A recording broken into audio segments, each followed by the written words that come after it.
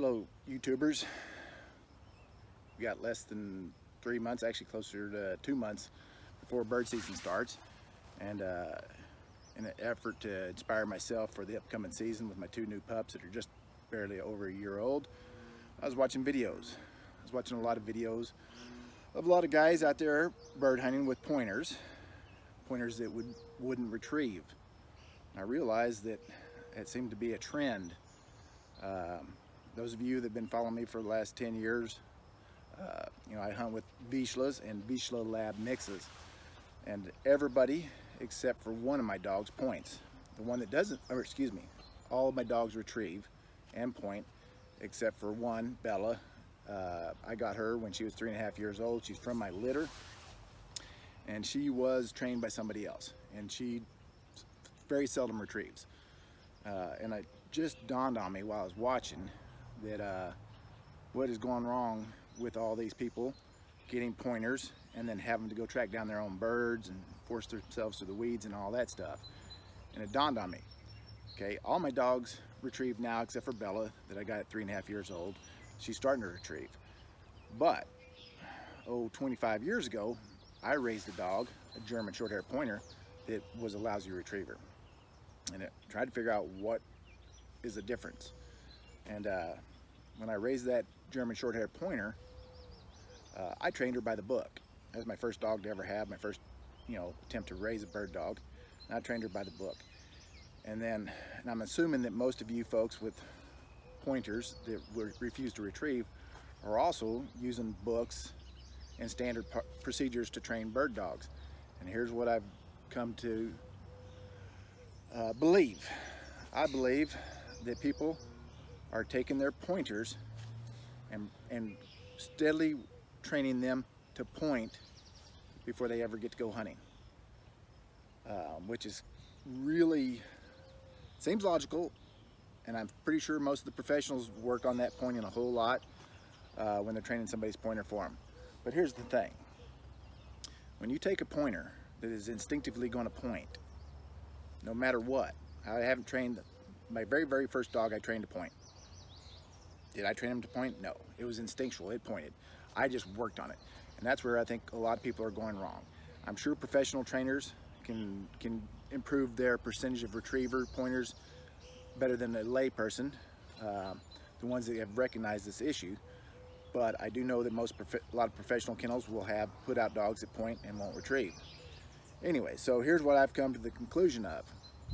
The conclusion in my mind is when a person takes a pup and starts training a pup that's already instinctively going to point and hold, they're training that pup to stay away from that bird. Don't get that bird.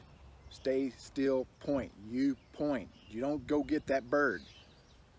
So if you are thinking about getting a pup, or you just got a pup and it's not too late, here's what I suggest. Don't work on the pup's pointing. If it's a pointer, it's going to instinctively point a bird it smells before it sees. Okay, the beauty of taking a dog dove hunting, especially a pup. Okay, I took my 2 pups out when they're 13 weeks old.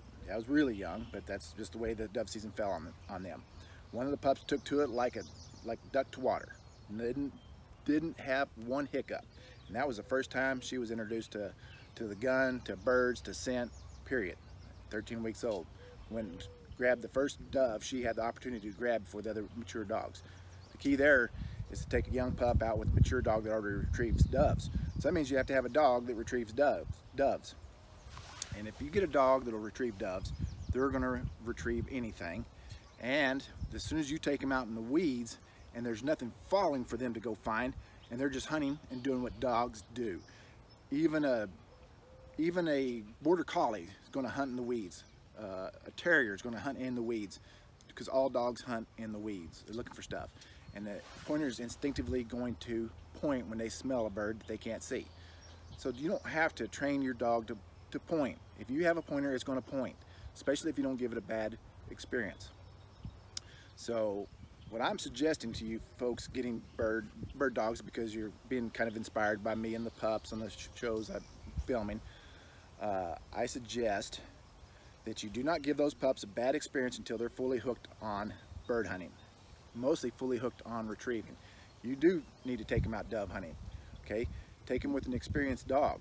Let them have to compete with that other dog. They always want to get stuff from another dog. They're going to take the birds from some dogs, okay? In the next month or so, I'm probably going to go shoot some Eurasian doves before the regular dove season opens, and I'm going to break my 2 pups of taking birds from each other. And I'm going to do it very, very carefully, okay? Because I got to make sure that they don't mistake the lesson to not go get birds, because I don't want them taking a bird from the other one.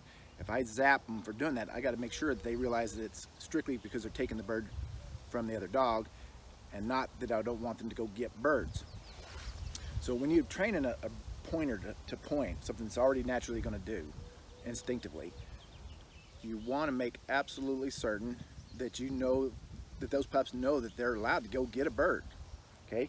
So if you're sitting there making them hold and making them hold, making them hold, making them hold, telling them no, telling them no, telling them no, it's really likely that if that's their first lesson, that's going to be a lesson that sticks in their head, and they're not going to pick up birds for you.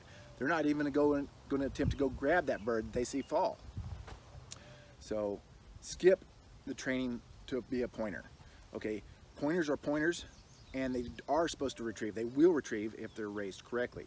So if you want to do something, throw sticks for them and stuff like that, and balls and bumpers and stuff like that. You don't have to, if you don't have a chance to hunt with another seasoned dog during a dove hunt, a dog that's going to scoop up doves left and right with your pup, then maybe you throw a little scent on your dummies and your objects you're throwing.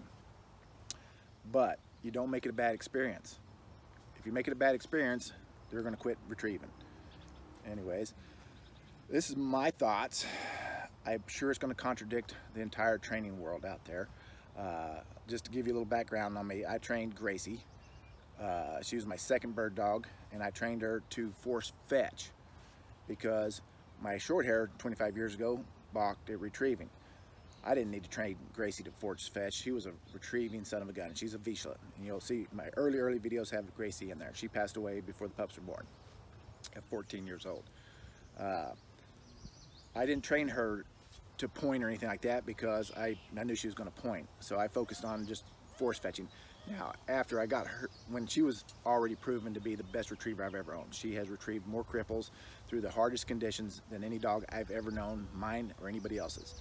Okay, running roosters through dry, thick weeds that you can barely walk through. It might take her 20 minutes, but she'd come back with it. You'll see those in some of my videos. Anywho's, I didn't train any of the other dogs. Gracie trained the rest. I let her train the rest. Okay, I took those pups out with her when they were just little guys, and I took them dove hunting, and they had to try to get to those doves before Gracie did, and that was hard for them to do. So it was a real, it was a real learning experience for them because Gracie was a vacuum machine. Then Clover, the little black lab, she's now almost 12 and a half, almost 13. She'll be mostly retired. I won't be able to hunt pheasants and quail with her because she can't hear me. She's deaf. But you'll see her out this September for doves, and she'll have a ball, but she won't be able to hear me. She'll still hear the report of the shotgun and know something's falling, and she'll still probably get to some of those birds before some of the others do because she's that good. But Gracie trained her. Gracie and Copper and Clover trained Daisy and Quentin. Daisy and Quentin are the 2 pups that you're going to see there, and they are going to be machines this year. Make no mistake about it. Those 2 are weed brush busting pups, which is good because after watching some of my videos from early years, I realized that my cover has slowly gone from nice mild cover to extreme cover. So that's part of the reason why some of my quail shooting's gone down, is because the cover's gotten so thick that I can't even see the quail. They're getting up on the other side of the Russian olives. But with these 2 pups here, they ought to be in there getting the thick stuff and getting those birds out. So it's going to be a good season this year. I'm looking forward to it, and I'm hoping that I can save some of you guys the heartache of videoing dogs that refuse to retrieve or just won't even attempt to retrieve.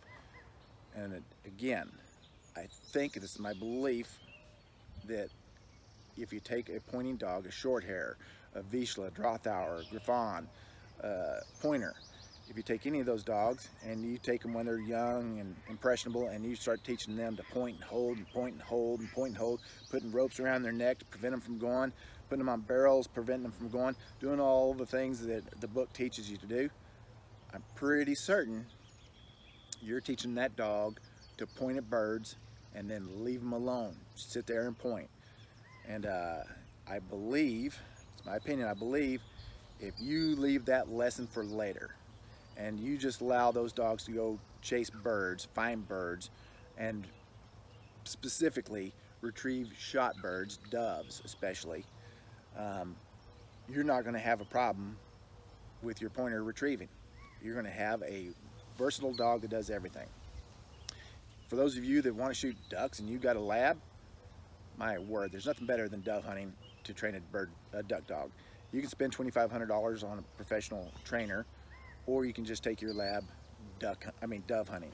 If you just get that dog where it's going after retrieving doves, it is going to retrieve ducks, and it is going to have so much more fun retrieving the doves because there's so many more doves than there are ducks. You can shoot, I think you can shoot 20 mourning doves. I haven't shot too many mourning doves lately because we're, inundated with Eurasian doves. But I think they doubled the limit. I know they doubled the season on them.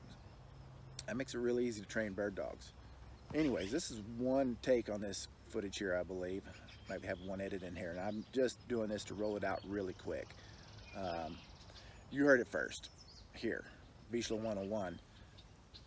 Don't train a pointer to point if you want that pointer to retrieve as well. Take the dog, and let it retrieve, happily retrieve, before you work on its points. You'll probably find that if you just leave the pointing alone, that the dog is going to point and hold for you anyways without any training whatsoever, because that's the reason why they call them pointers.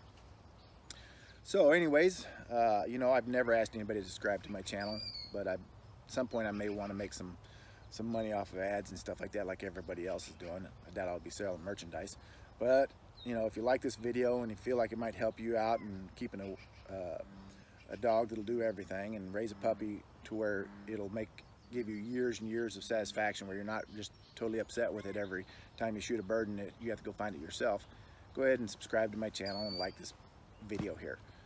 Anyways, look forward to seeing your videos out this fall, and I'm going to be posting some as well, and hopefully they will be some pretty good videos. Thank you for watching.